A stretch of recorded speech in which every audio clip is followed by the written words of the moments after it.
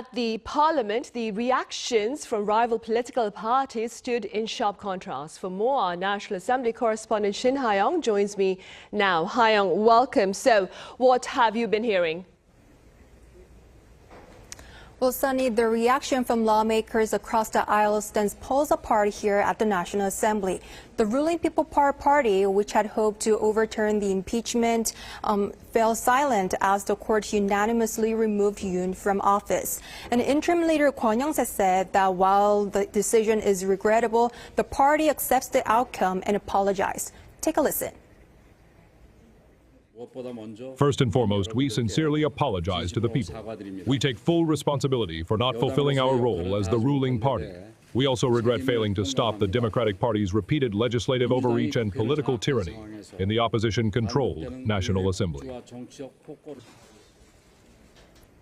PPP lawmakers gathered after the ruling to discuss the party's response and next steps, where its floor leader Kwon Young-se urged unity and emphasized the need to focus on winning the presidential election, which is just 2 months away. Meanwhile, Ha-young, I believe the opposition party welcomed the court's verdict. You're right, Sunny. After the ruling, cheers broke out among the main opposition Democratic Party, which was at the forefront of the opposition-led push in the parliament to remove Yoon from office. The party welcomed the decision, and DP leader Lee Jae-myung expressed gratitude to the public, saying they had taken back their democracy. Take a listen. A sitting president being impeached for the second time is a tragedy that should never happen again in Korea's constitutional history. Now, a new chapter begins. With the people, we will work to restore livelihoods, peace, the economy, and democracy through unity. Meanwhile, a plenary session was held at the National Assembly this afternoon, where an opposition-led impeachment motion against Finance Minister Choi Sang-mok was expected to be put to a vote. However, before the session, the DP decided to refer the motion to the Judiciary Committee instead of voting on it immediately. Moving forward, Ha-young, as you mentioned earlier, we are looking ahead to an early presidential race. Do tell us more.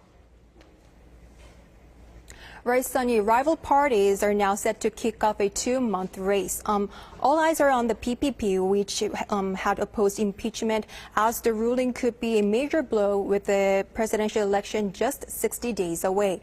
The party's biggest challenge will be overcoming public backlash over the martial law declaration and the burden of having 2 impeached presidents, while also winning over centrist and independent voters. And for the DP, which has been eager to regain power since its defeat 3 years ago, the focus is now on when Chairman Lee Jae-myung, the party's frontrunner, will step down as leader and officially launch his presidential bid.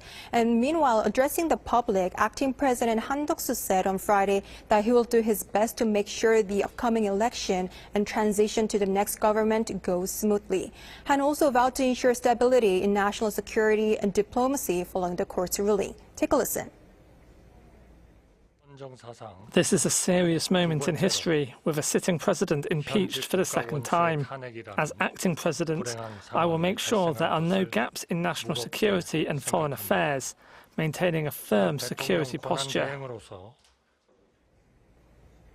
That's all I have for this hour. Back to you, Sunny.